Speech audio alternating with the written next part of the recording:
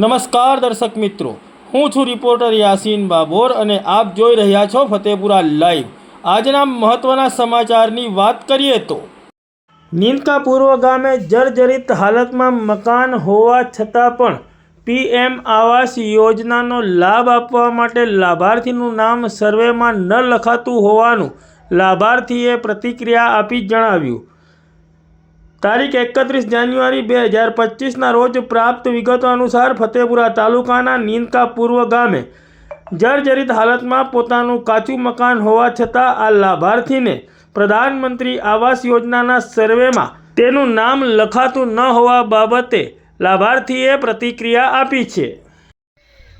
મકવાણા બિપિનભાઈ જેઠાભાઈ મારું નામ છે અને મેં આ તલાટી સાહેબને આ મારા મકાનને સર્વે કરવા માટેનો વારંવાર ફોન કરેલા અને વારંવાર કીધેલું કે મારો મકાનમાં કોઈ સર્વે કરવા આવ્યું નથી।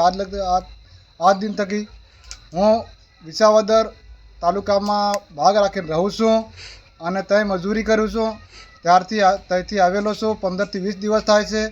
આજ લગી મારા મકાનને કોઈ સર્વે કરવા આવ્યું નથી। આ ગામ લોકોને અને આગેવાન અમુક લોકોને મેં વાત કરેલી, એ ભાઈ પણ કોઈ આવી શક્યું નથી અને કોઈએ આને મારા મકાનને સર્વે કરવાને કોઈએ અહીંયા આવીને દેખભાળ કોઈ કરી નથી અને આ જ મકાન મારા ચોમાસામાં ભર્યા વરસાદે આ પડી ગયેલું છે અને એ તલાટી સાહેબે પણ હજી સર્વે કરવા આવ્યા નથી। તમારા તલાટીનું નામ શું? મચ્છાર દિનેશભાઈ ધીરાભાઈ।